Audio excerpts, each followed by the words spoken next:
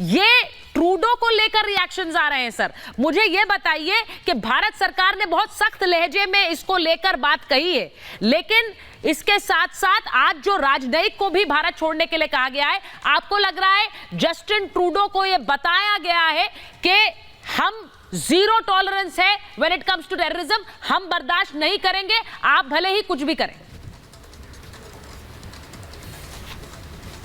सुचारिता, अभी हाल में G20 हुआ। G20 में एक करारनामा सबने साइन किया, एक जॉइंट रेजोल्यूशन सबने साइन किया। उसके पेज नंबर 27 पैरा नंबर 72 में पहली लाइन है, we condemn terrorism in all forms and manifestation. ये साइन किए हुए जस्टिन ट्रूडो साहब ने। परंतु वहां जाकर क्या ऐसा होता है ये समझने की जरूरत है। यहाँ साइन कर जाते हैं, वहां जाकर क्यों बोलते हैं?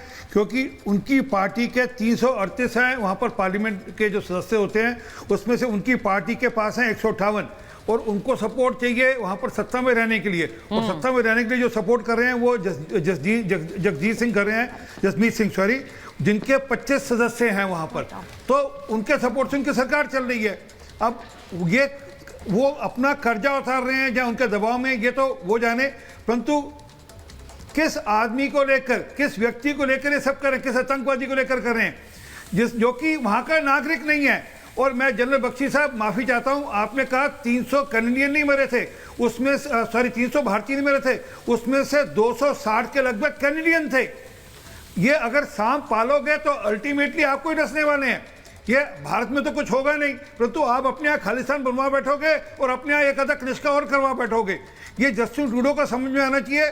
और ये मेजर साहब भी ठीक कह रहे थे, इनके पिताजी भी इसी लाइन पे चलते थे, आज ये भी इसी लाइन पे चल रहे हैं। और ये अभिव्यक्ति की आज़ादी के नाम पर इन्होंने हाल में वहाँ पर रेफरेंडम कराने के लिए स्कूल दे दिया। ये तो हम लोगों ने और कुछ हमारे अमेरिका के जो मित्र हैं उन्होंने हल्ला किया कि आप स्कूल को, सरकारी स्कूल को रेफरेंडम के लिए क्यों दे रहे हो, तो इन्होंने वापस लिया। तो रेफरेंडम बाद में गुरुद्वारे में हुआ। परंतु सरकार किस हद तक लिप्त है आप सोच सकते हैं कि सरकार अपना सरकारी स्कूल हिंदुस्तान का बंटवारा हो इसके रेफरेंडम के लिए वहाँ दे रही थी।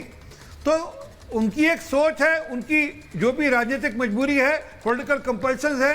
तो एक सुनिश्चित बात है कि ये बहुत दिन चलने वाला नहीं है। उनको समझ में आना चाहिए कि 1980 का जब कनिष्का हुआ था, 1985 का सॉरी, जहाँ 2005 का भारत नहीं है, ये 2023 का भारत है। और आज प्रधानमंत्री मोदी जी हैं देश के प्रधानमंत्री।